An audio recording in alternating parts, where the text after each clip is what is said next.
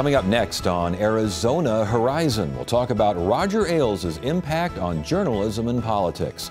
Also tonight, a look at how the Hollywood money-making summer blockbuster tradition got started, and we'll check out the new shark exhibit at the Arizona Science Center. Those stories next on Arizona Horizon.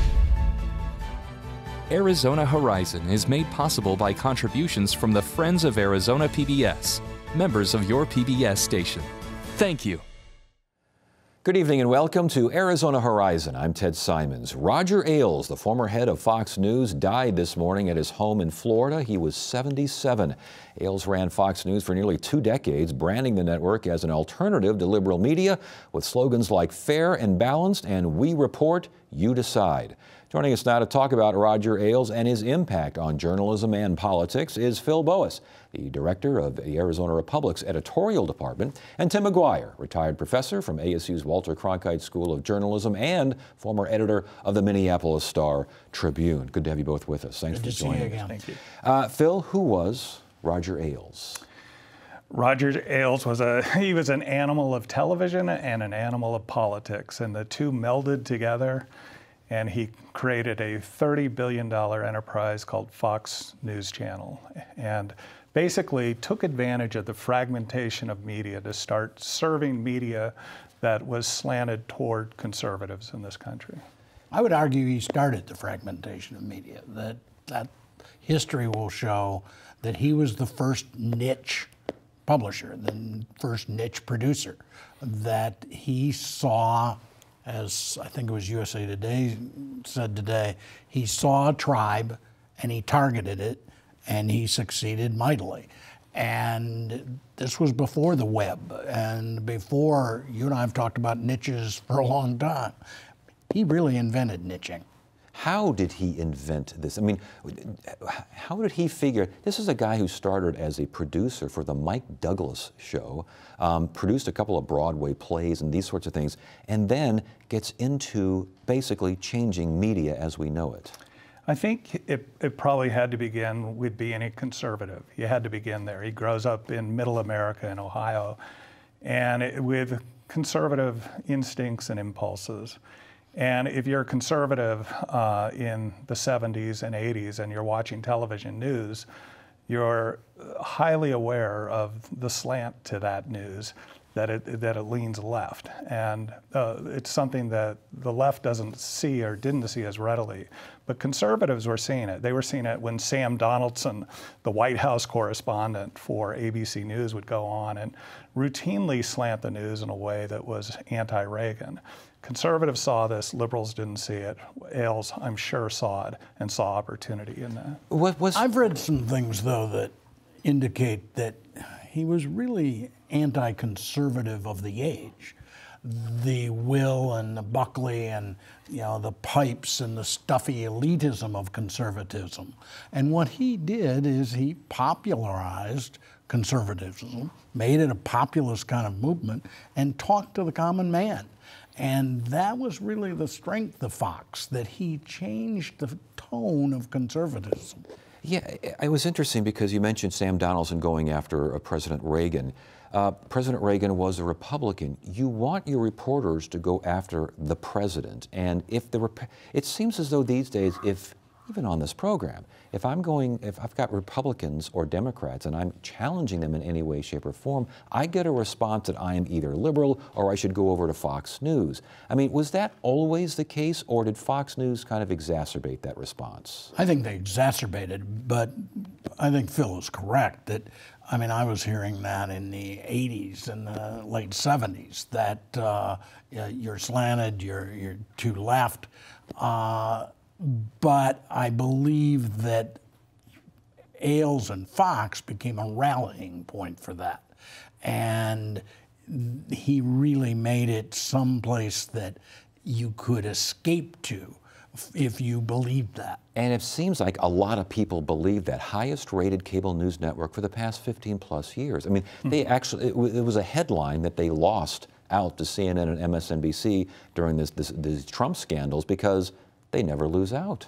Yeah, I don't know if you'll ever be able to recreate it, because I think it started with a real appetite, a hunger for a version of the news that comported more to a conservative sensibilities. And I agree with Tim that he did make conservatism appeal to the working class. That's who he was. He had a hardscrabble upbringing. His parents were working class. And that's how he identified. He identified with those people and understood them. But I think the real problem, and you used a beautiful verb in the beginning, melded. And the real problem, and I think the troublesome part of Ailes' legacy, will be that tremendous political background. He was first a political operative, and then he went into TV. And the fact that he made Fox, and some might argue, but I think it's a tough argument, I think he made Fox an arm of the Republican Party. He became a kingmaker. That's the upsetting part when you talk journalism, that even if the media had a left lean, which I'll contend it probably did, no left-leaning operation was a tool of the Democratic Party or a kingmaker in the Democratic Party. Ailes was. Yeah, and I agree with that. Walter Cronkite was a liberal, but he wasn't slanting the news the way Fox News slants the news today. Fox claims to be fair and balanced. It never has been. They are clearly slanting the news, but in some ways, there's some positives to that. And one of the positives is that I think it allowed liberals for the first time to see what slanted news looks like, what biased news looks like. And that's a positive lesson for people of the left who didn't understand that about when they were watching NBC and CBS and ABC, that there was a particular slant. And it's very hard to put aside your biases, and journalists are always struggling with that.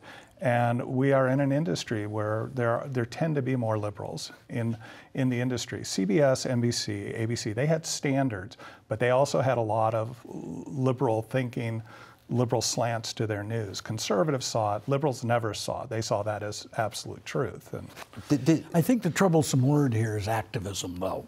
And I believe Fox and Ailes became activists. And as you say, Cronkite or CBS, they are not activists. Yeah. And he became an activist. And I think that will be a big part of his legacy. But there is activism on the left, and you see it if you watch MSNBC, that they're essentially doing the same thing. But an MSNBC would perhaps not even exist if it weren't for Fox. They actually preceded. Well, but not as far as that liberal bent. Yeah, I think you're right. They became an answer to Fox. Yeah. But are journalists now, in general, more comfortable with editorializing because of the success of Fox News? I think so. You think so? Yes, because I think that it doesn't get put in the context of editorializing. It puts in the context of context, that without responding, untruths are going to be propagated. And I mean, you look at Fox News this week, Comey barely exists. And I think that prompts other media to say, baloney, we've got to make sure that people understand what's going on. And so I do think there's a reaction when things are in the view of legitimate news people so perverted that it requires a response. And I think that's changed the landscape. That wouldn't have been an operative approach 15 years ago. So what is the legacy of Roger Ailes? Well, I think there are several, but I think the main one is that he understood that there was a segment of American society that felt like it wasn't being served, that its perception of the world was not being met by the news. And so he went and served that and created a news program that I agree is slanted. I don't trust Fox News. I never have. I don't trust them because they do slant the news. But they are doing it in a way that has been done in the past on the left, and conservatives were hungry for that. And one of the points that's been made about Ailes is that Ailes understood that same group of Americans, that segment of America that's more heartland, that's more working class, that may be a little less educated, but that voted for Donald Trump, that the mainstream media didn't understand at all. We got that wrong, and I'll stand in line first. I didn't understand that popular wind behind him, and we still don't, and we're still, as a media, we're arrogant about it. We think those people, and I'm speaking of the media in general, those people are stupid or ignorant. They're not. And that's a big mistake the media is making today. Legacy of Roger Ailes. That power corrupts, and absolute power corrupts absolutely. That I agree with Phil, and to a point, he did good things. And he became so powerful in the Republican Party and in his company that he did things that were terribly regretful. Real quickly, how vulnerable is Fox without Roger Ailes? I don't think very vulnerable, because I think Phil spoke to, there is a need. Yeah. I mean, obviously, there is a substantial audience that wants what they deliver. You agree with that? Yeah, I think it's there. I hope that maybe he created the farce that creates the hunger for more balanced news someday. So. All right. Gentlemen, Which MSNBC is trying to create. They're moving a little to the right, and they want that position. interesting. All right. Good conversation. Good to have you both here. Thanks for joining us. We appreciate it. Coming up next on Arizona Horizon. That ominous sound is from the first summer blockbuster film. We'll talk about the history behind the Hollywood money-making tradition next. I want to tell his story. This is your story. And this is my story. We can learn a different way. This is all about fighting for life. It would affect me the rest of my life.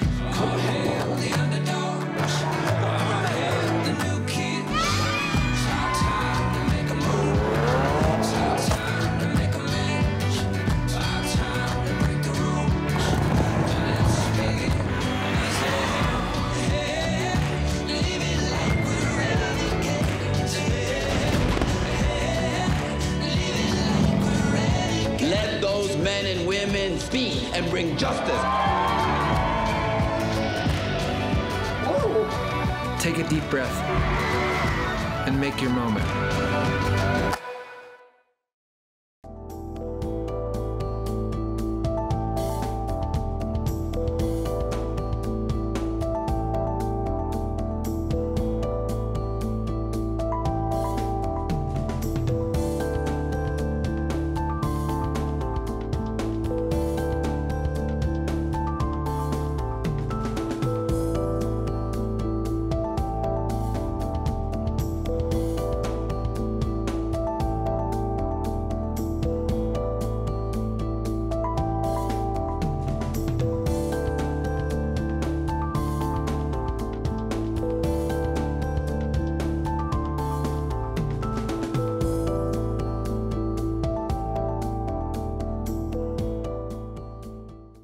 For more than 40 years, American moviegoers have looked forward to summer blockbusters. Historically, though, summer was a low point for movie theaters, but that all changed with a certain mechanical shark back in 1975. Here now to talk about the history behind summer blockbuster films is Kevin Sandler, an ASU Associate Professor of Film and Media Studies. Welcome to Arizona Horizon. Good to have you here. Thank you.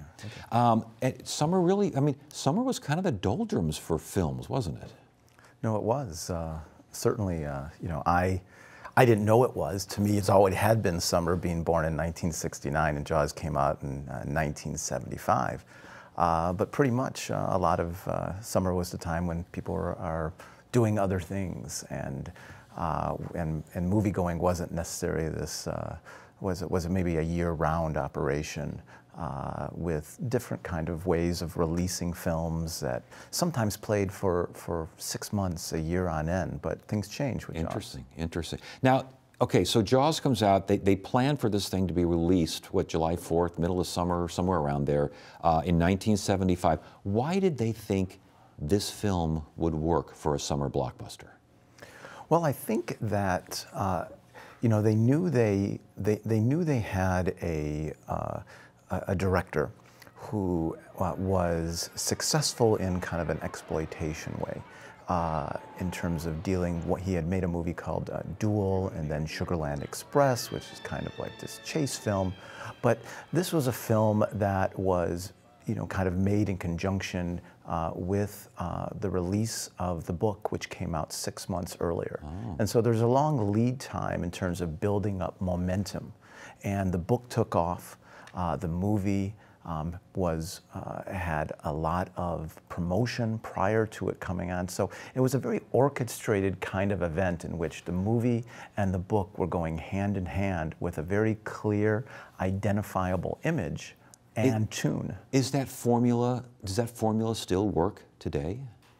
The formula of Jaws works in some ways. I mean, it was a harbinger of kind of things to come, but it was remarkably kind of a low budget type of film, but it did have kind of this large television advertising, which no one had really done much up to that point, and a very clear, identifiable tune and image, along with kind of a genre that wasn't necessarily being used for big budget, mass audience effect at that time. Well, and again, Jaws hits and hits big time. Big time. And so you got other revolutionary blockbusters. I guess Saturday Night Fever, you write, had kind of a cross-media marketing with that soundtrack, but then you get the science fiction. With Star Wars, Close Encounters, and special effects kind of become de rigueur for these summer blockbusters, true? Absolutely.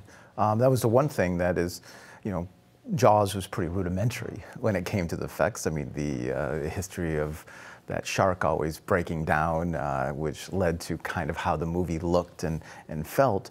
But once you start getting into the science fiction stuff and you start building these kind of really interesting worlds with lots of different aliens and lots of different weaponry in conjunction with the growth in special effects, you started finding, you know, properties that, you know, could be used in order to kind of attract large audiences across across several generations. And so, again, now you've got to have the special effects, or else the film is not considered a blockbuster. Absolutely.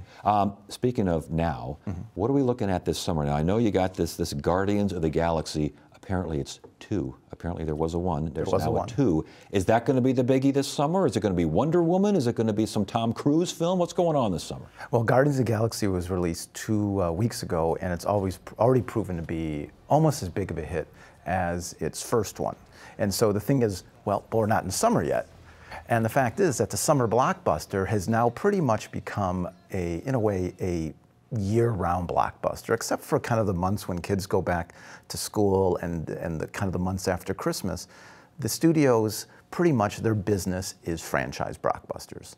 They're making little else. They're leaving that up to the independents as well as some of their small divisions, but something like Guardians of the Galaxy, as well as the Fate of the Furious, and Logan. I mean, these are all franchise films that have already been released, and people are still in school. But again, when we saw Guardians of the Galaxy 2, the highlights there, I saw an animal talking. Yeah. Now, I'm guessing that appeals to a younger crowd. These blockbusters, are they more, is this one especially like a family-oriented kind of special effects film? I think, you know, Guardians of the Galaxy has a little bit of an edge, took a lot of risks. It was a big surprise when it was a hit a few years ago. But, I mean, in general, the cost of making blockbusters from $150 to $250 million, as well as the marketing, which can even almost equal the cost of a blockbuster production, it doesn't really, the economics don't make sense if you're not going to appeal as many people as possible. nevertheless, you still have some franchises in the past, like Terminator, which was quite successful at an R rating. But now you have like Alien, which is opening this weekend.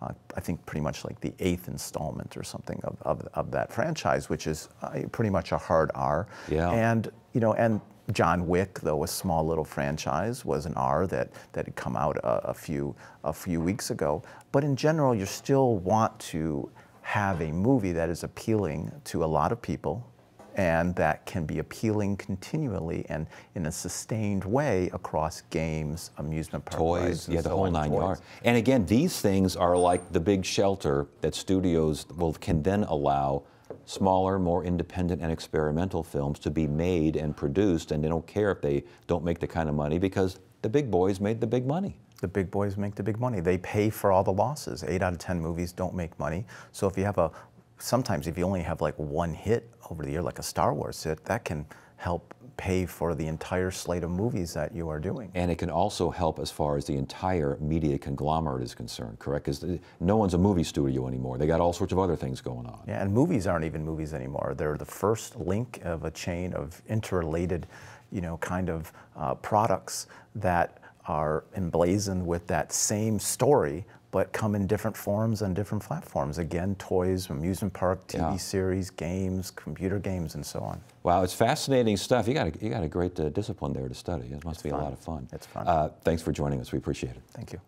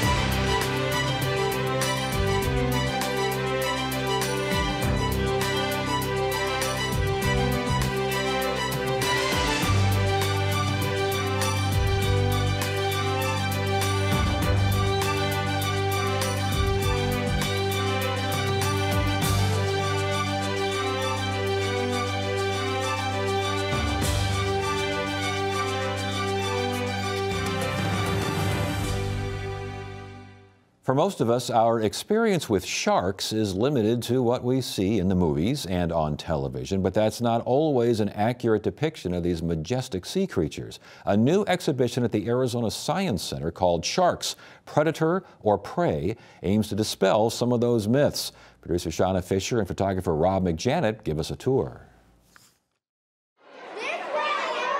Most of us will never get to swim with sharks, but you can get pretty darn close at the Arizona Science Center. I really like the cage, like where are the cages and all the pictures and stuff, because I like to see all around the ocean and all the sharks and things and sea creatures. The exhibit, Sharks, Predator or Prey, will immerse you in the underwater world of these misunderstood giants.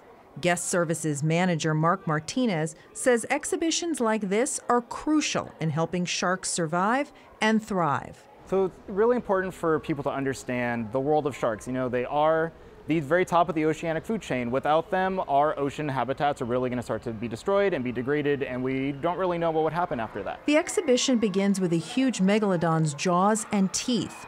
Megalodon, which means big tooth in Greek, lived about 2 million years ago. It's often considered the predecessor to the great white shark. Sharks date back to before dinosaurs. They were one of the very first animals that we still have here on Earth that ever existed. The exhibition winds its way into a display room where you can see all kinds of shark teeth. Sharks will lose about 26,000 teeth over a lifetime. The coolest thing was the teeth, because I liked the teeth and they were so cool, because there was all these different kinds of teeth, and you could, I think it said all the species and stuff, and you could see how old they are, like some are millions of years old. The Sensory 4 room allows you to take a trip underwater without ever getting your feet wet. 4 humongous screens surround the room and play a 49-minute video about sharks. In the center of the room is a cage, very similar to one researchers use to swim with sharks. Well, my favorite part about this shark exhibit is seeing all these sharks and how people can take care of them. Like in one of the videos that I saw, like a shark had a cut on it, so they had one person holding it still so they could sew it back up. So yeah, I think that was cool. Throughout history, sharks have been depicted as vicious man-killers, most notably in the film Jaws. But Martinez says that's not true, and it's why he's so passionate about this exhibition. In the final section, you'll learn why certain cultures hunt sharks for their fins, teeth, and meat, and the conservation efforts that are underway.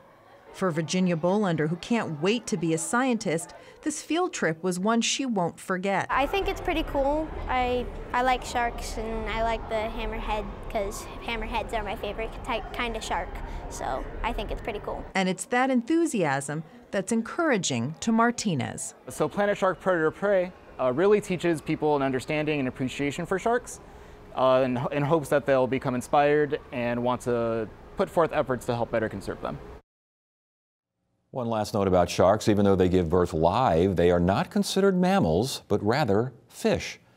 Sharks, Predator or Prey is at the Science Center through the end of the month. Tomorrow on Arizona Horizon, it's the Journalists Roundtable. We'll look back on an eventful week involving President Trump and discuss how Arizona's congressional delegation is responding to the administration's actions. That's on the next Journalists Roundtable.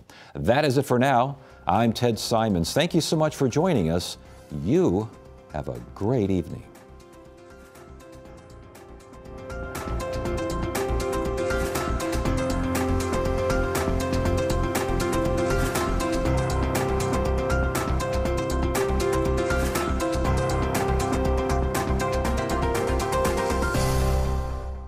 Arizona Horizon is made possible by contributions from the Friends of Arizona PBS, members of your PBS station. Thank you.